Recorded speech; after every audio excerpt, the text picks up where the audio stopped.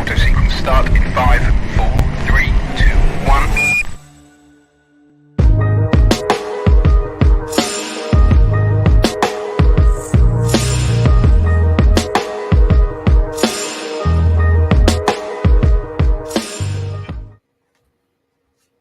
Hello, ladies and gentlemen.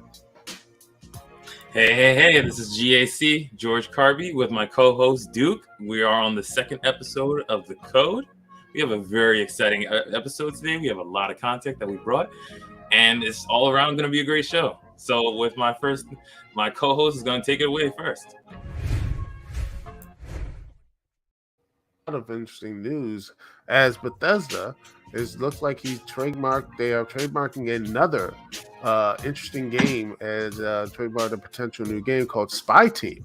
As first listing was made back in 2015, as reported on VGC, it was supposedly they are going to be looking into this new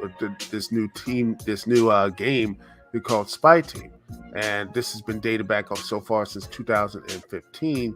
And it looks like could be supposedly an online team player PvPe third-person shooter based on a major comic license, which is interesting.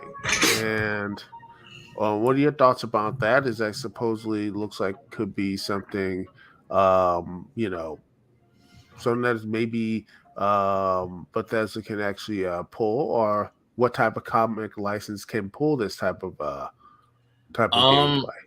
Well, I was gonna say, in my personal opinion, with this whole PvPe, I think that they have, especially because they have Quake and like shooter designs in the game, they can like put like a Quake style to it. So I can see them doing it competently. The comic book style I would see doing this is like a fast pace, like almost like a. Well, I would see a Marvel comic more, or a DC, like an underground DC comic, but like the Savage Dragon. You ever read that comic? Yeah, I saw like some cartoons. You did cartoon stuff back in the day, but I never read any of that. So, well, they could do like a crazy, like nostalgic, just to get just to get back in the day for some nostalgic points. They'll probably bring some old cartoon back. That's just in my personal opinion, because since they're going out to get a third-party license, they definitely have to get monetary money off of this, because otherwise they're going to be losing some money, and that's not good. Even though they got bought off by Microsoft, which is like the biggest company in the world right now, but still, they don't like to lose money.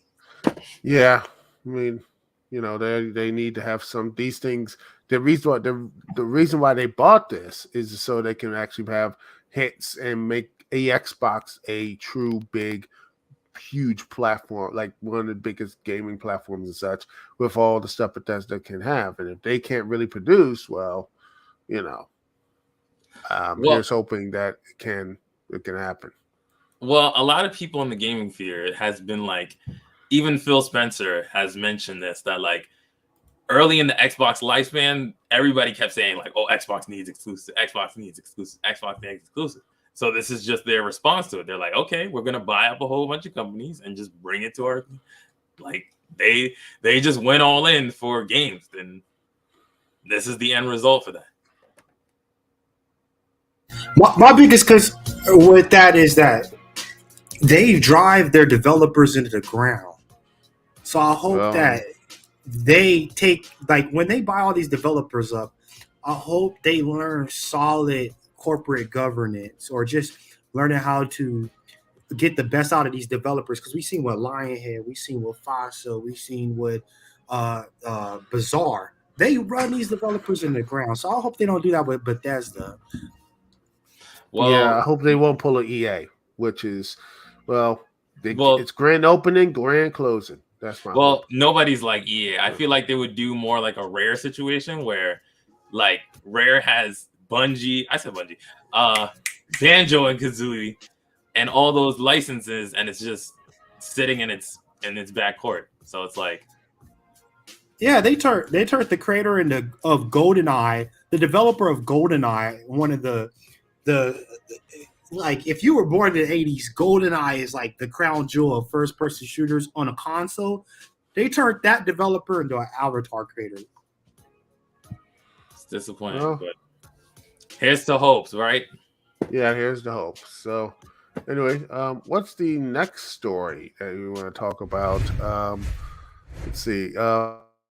Destructoid, Next Level Games founder, is retiring following the Nintendo acquisition. The president of CEO of Next Level Games, the studio behind the Luigi Mansion titles, has announced his retirement. Their retirement from the industry. Douglas Tronsgaard news comes 1 year after the studio was officially purchased by its longtime publishing partner, Nintendo. He says in a short message on LinkedIn, after 20 years in the video game industry, I'm happy to announce my retirement. I wanted to say thank you to everyone who helped me on my journey to get here, and a special thank you to Nintendo for believing in me and Next Level Games. It's been truly an honor to be a part of the Next Level Games incredible history. I look forward to a new chapter in my life, which involves a lot of traveling with my wife. Take care, everyone, and enjoy the journey. And he has been basically behind the scenes of Super Mario Strikers, the Nintendo Wii version of Punch Out, the 3D DS release of Metroid Prime Federation Force, which a lot of people didn't like that. Luigi's Mansion's Dark Moon, and the Luigi's Mansion's 3 of the Switch release, or the recent one. And so yeah, these are the same company that did Super Mario Strikers back in the first time they did that type of those type of games. So it's very interesting that the CEO is leaving after that, and I'm wondering, is it because he's really done with games, or was he probably just pushed out or something like that? Well, in my opinion, I think he's just ready to just he's had a long career. Like, given all those games, he's going through some highs, he's going through some lows. Video game development is not very I heard it's a very stressful environment, especially with all crunch due dates and crunch and all this crazy stuff to it. He's just like, you know what? I put in my years. I got the money from Nintendo. I'm good. And still, and that's another thing. Nintendo, if it's not a first party or a Japan studio, they're kind of like the stepchild towards it. Retro, I heard a lot of things that Retro can't do, or this studio. It's just Nintendo has a lot of studios, but they only focus on their main company that's in Japan that makes Zelda or Nintendo or Mario or some big IP. Anything any other spin-offs, they leave to their American company. So, I mean, he's had a long career. That's all I gotta say. Well, he does leave a legacy, and I think that some people, some people may not even get into one great game, but he made multiple ones. And even though one game that a lot of gamers don't really like, the the Federation Force one, which I haven't played, but man, there people were pissed off. They're pissed off at it because of the they're still waiting for Metroid Prime 4, which has been announced, but that's probably never going to, it's not going to come out anytime soon. So I think people just need to relax a bit, Any more stories coming down the pike? Well, in my recent news, I have GTA 5, and it's coming out again for the umpteenth time. It's coming out as much as Skyrim. I think this and Skyrim are literally in lockstep to compete to see which game can come out the most. So for the first 3 months, it's going to be free for both PlayStation and Xbox if you have PlayStation Plus and or Xbox Live. But after that 3-month period, then it's gonna cost $20, which is, again, it's GTA 5. It's yeah, it's funny how I remember, back in the 2000s when the GTA released these games. For example, they released GTA 3, GTA Vice City, GTA San Andreas, in the concurrent type of year one, in consistent stuff in 2 years. And then you had GTA 4. And it took their time with GTA 4. And then GTA 5, it just seems that they just stalled. And the reason why they stalled is because of the online. It's basically it's online multiplayer, which at this point, why not just sell the online multiplayer and such? Because no one really cares about GTA 5. Everyone's already played it, beat it, and did all the things with it. It's just you know, it's just frustrating because Rockstar used to like these games from Rockstar used to be great, but now they just like, well, here it is. They're just like, they don't care. Well, the thing about Rockstar is that they have the arrogance that they can just, like, for example, the last game that came out before this new game that's coming out was Red Dead Redemption 2.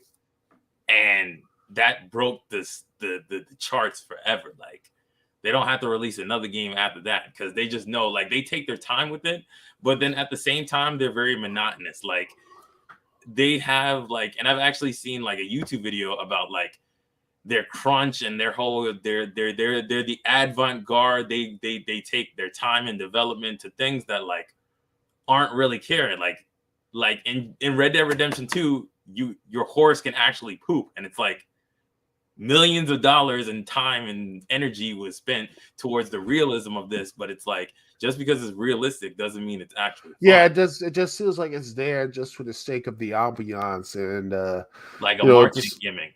Yeah, it doesn't really, you feel like, contribute man, much what's to the the point? game. It's just by like 10 years down the line, every horse is gonna poop in, like, even in Mario Kart. Who knows?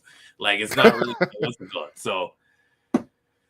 Yeah, and this release doesn't even have like crossplay or anything that's like functioning. It's just like they just re-released this game. Like, it's just wait. again and again, and Just, well, if people are gonna buy it, then I think, well, why not actually keep doing this? I'm surprised it hasn't been a Switch version yet, but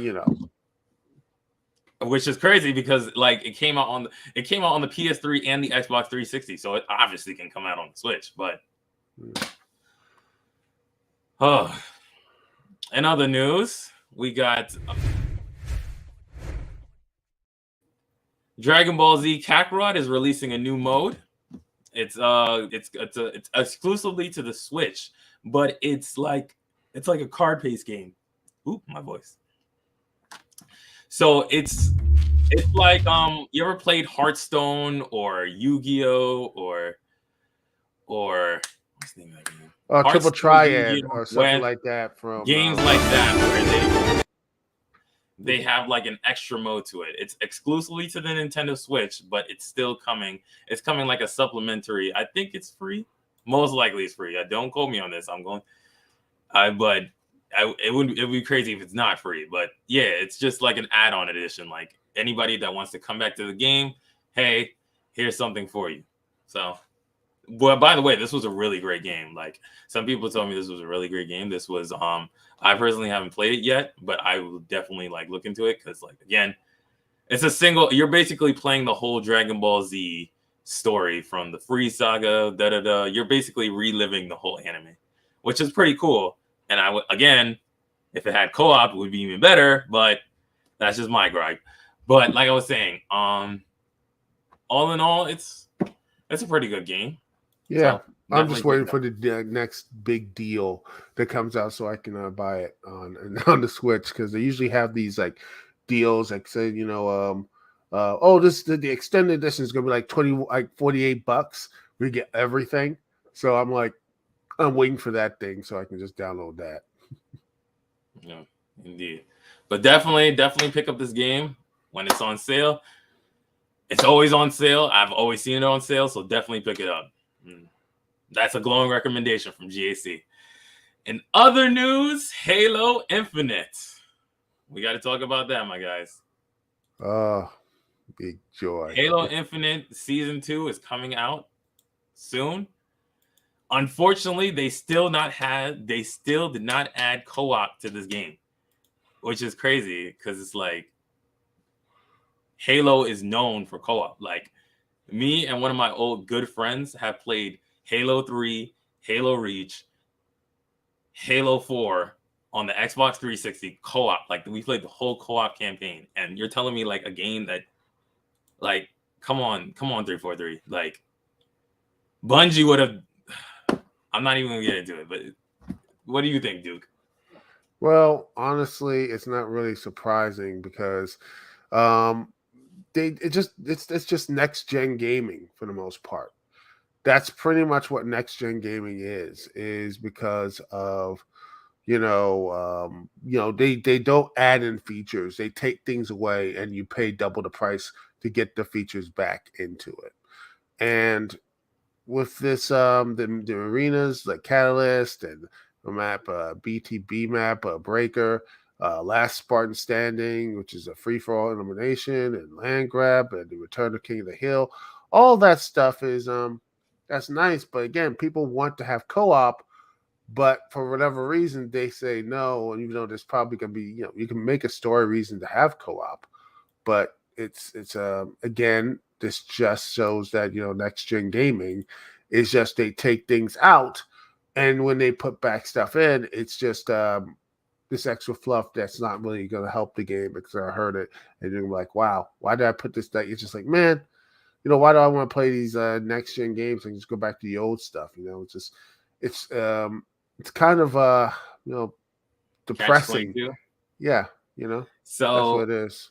I think it's because we're in gaming due to like corporatism, and I think I touched on this last time, but every single game is made to please stockholders. And because games are a work of art, they take time, they take energy, they take millions of dollars, millions of artists, programmers, what's it called? But if you try to crunch it into like 3 or 4 months, it's like, dude, like the upper corporate echelon comes to the developers and say, listen, you got to make me this game in 2 years. That's what the investor says. Now you got to do it. And it's like, because we live in the age of DLC and on constant updates, day one patches and stuff like that, they can get away with this. If this was back in the PS2 era, once you ship a game out, it's in the wild. Your game is done. Like, your game cannot be patched, cannot be what's it called. Your reputation is just as bad as ever.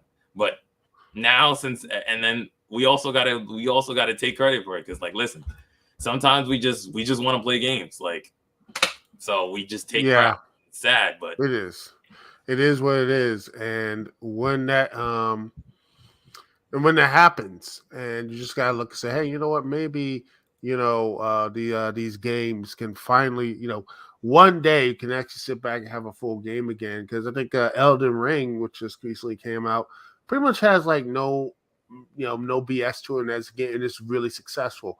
My hope is that people behind the scenes of these AAA companies will say, you know what, maybe we should do that. Just actually give people what they want, and people will be happy. And then give the people the co-op and everything else, without having them jump through hoops and hoops and hoops and wait till patch after patch after patch after patch or whatever.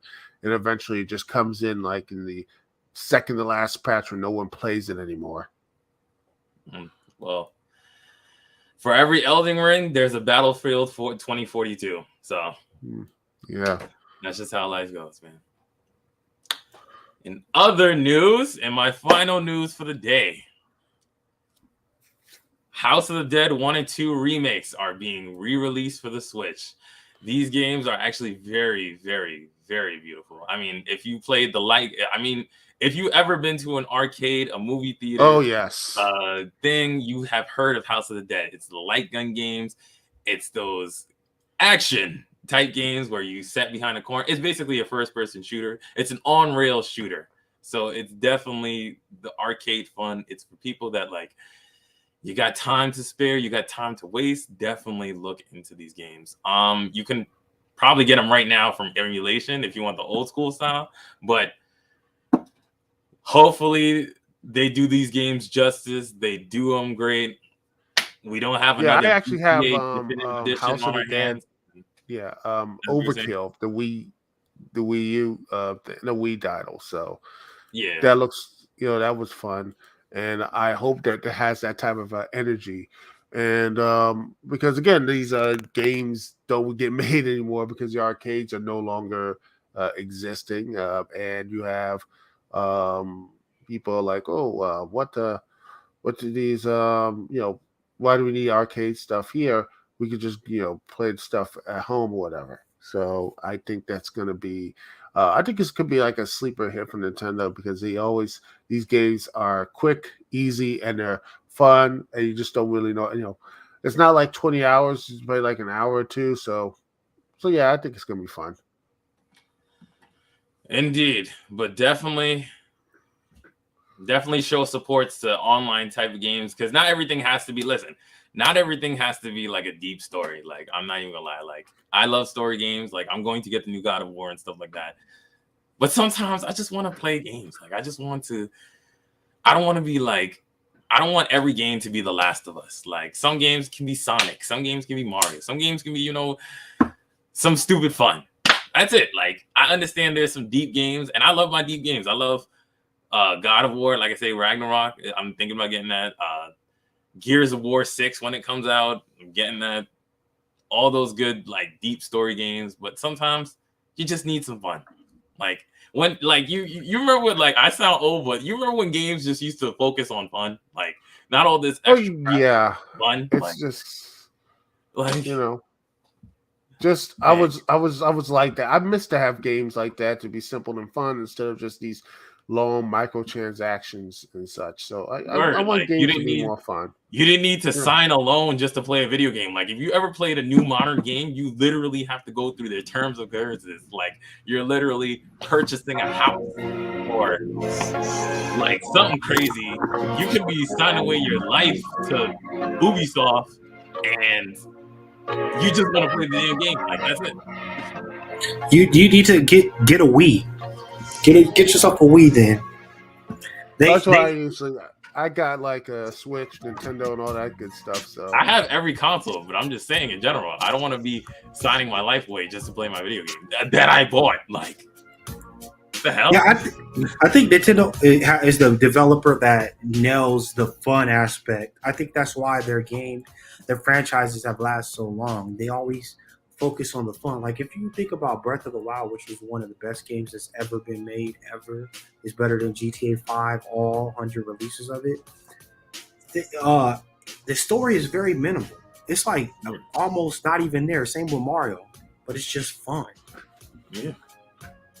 I mean, that's why I have like 4 Switches, but still, like, I'm just saying in general, like, not everything has to be like, don't get me wrong. Like I said, I love Metal Gear Solid. I played the hell out of Metal Gear Solid Peace Walker. That game was fun as hell. But it's just like, all right, dude, like, calm down. Like, especially when they start to talk about geopolitics in my games, and I'm like, seriously, dude? Like, I'm playing. Yeah, some of them just. Like, I'm playing a Ubisoft shooter. I'm not forecasting for CNN, but I'm just saying, man. That's just me personally.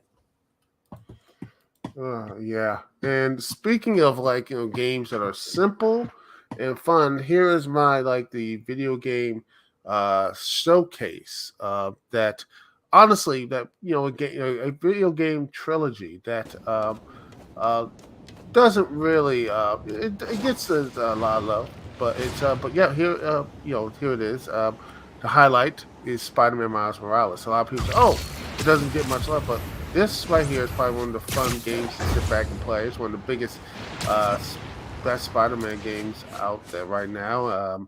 And that's not really saying much. Spider-Man has never really had any bad games, but again, it is just nice to see someone like Miles Morales get a little bit of love in the gameplay. It's just look at this, 1, 2, bam, and just having seen his powers used like that in this console and everything, in modern day consoles and such, and just really is probably one of the best games right now you can pick up for the PS5. One of the few games you can pick up for the PS5 right now.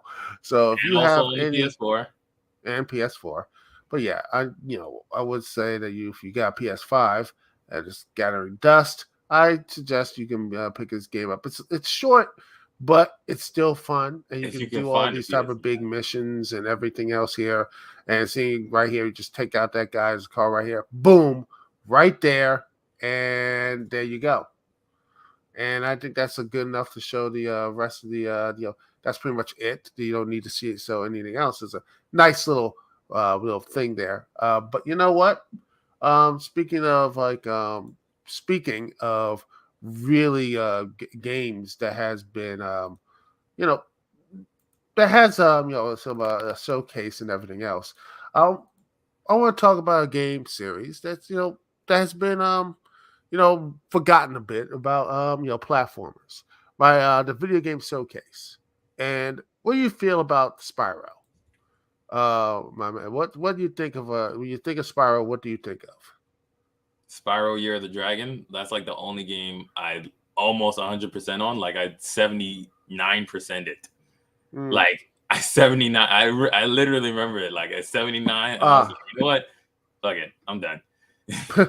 I actually played both the original PS1 games of Spyro first when they first came out back in the 90s, and a couple years ago, I believe it was Toys for Bob. Basically had the Spyro Reignited trilogy. They did an entire the 3 games. I believe it was Spyro, Ripto's Rage, and I think Year of the Dragon. All 3 games, and I'm replaying it right now, and it's a fun platformer, and it's one of those the games like people just sometimes like, oh, it's a little, they think it's easy because of the look or whatever. It's not. It's something good for the family, but also if you try to get 100%, it could be very frustrating. It's one of those games that's easy to get into, but really difficult to get Complete. like that true ending. Well, I mean, I have it in my library, so I'll definitely try it out. And I definitely want to, I have so much experience with Spyro because, you remember the PlayStation 1 demo discs? Oh, yes. Yes, that's where I've gotten most of, my gaming knowledge of the PlayStation 1 because, my friend gave me a whole bunch of demo discs. And I was just playing, I was bored, so I was just playing through all of them. And I'm like, oh, this game might be cool. Oh, this game might be cool. And if anything, it makes me even excited for more to start playing it. But I definitely have it on my PS4 and my Switch, so I definitely gonna play at least once. Oh yes, I highly recommend playing it. It's at least the trilogy. It's fun. I think you can get it down. You can get it from the Switch, PS4, and I think the Xbox game, all that stuff, and PC as well. It's fun, and if you have something for the little kids to get into, and also if you really want that good platforming games, because most platformers are not hidden. It's all about the first person shooters, all that stuff. But when you see some really good platformers and stuff, you gotta it's nice and fun, and it gets you out of that whole the grim, gritty, just gray and brown type of stuff. It's nice for a while, but man, you really want to actually be like, I want to see actually different colors. You know what I mean? I do. So for our last segment, we are looking up our reactions to the Sony PlayStation State of Play that just happened this week. So I'm gonna let Dude take it away. What was your best part of the whole State of Play? The TMNT Cowabunga. I was actually gonna say that's crazy. I was literally gonna say that. That was because actually the honestly, it was to me the best thing because honestly, I love those games. I'm like, I only played them. I actually recently did a live stream of Turtles in Time via some on my PC emulation and everything. And I'm like, man, I would love to play this on not that crappy 360 port. No, I want this game to be on the Cowboy Collect. I want to play the original stuff. So this looks to me probably just so much fun. And the Cowabunga collection. I mean, you just got let's look at all this. You got the TMNT Turtles Arcade Edition, the TMNT Turtles in Time Arcade Edition, and the SNES Edition. So that's gonna be fun.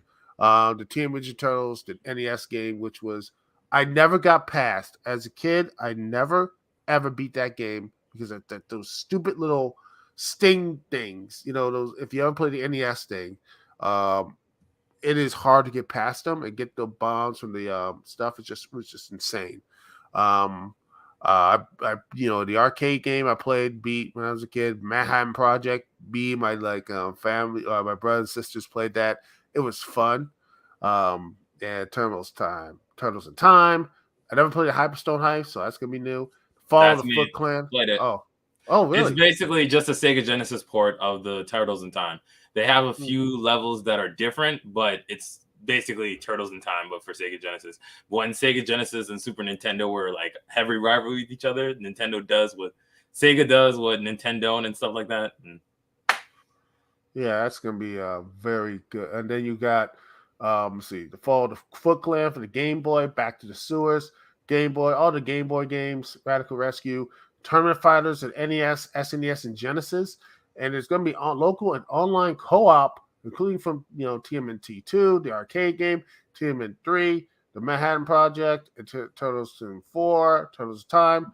And the Hyperstone Heist supposedly is going to only have local multiplayer. I hopefully the fighters have like online, so I can actually fight people in the tournament fighters and everything, because that is just going to be so much fun. Because who doesn't want to fight as take down everybody with Leonardo and such? Well, my thing that I took away from this conference also was the Gundam game.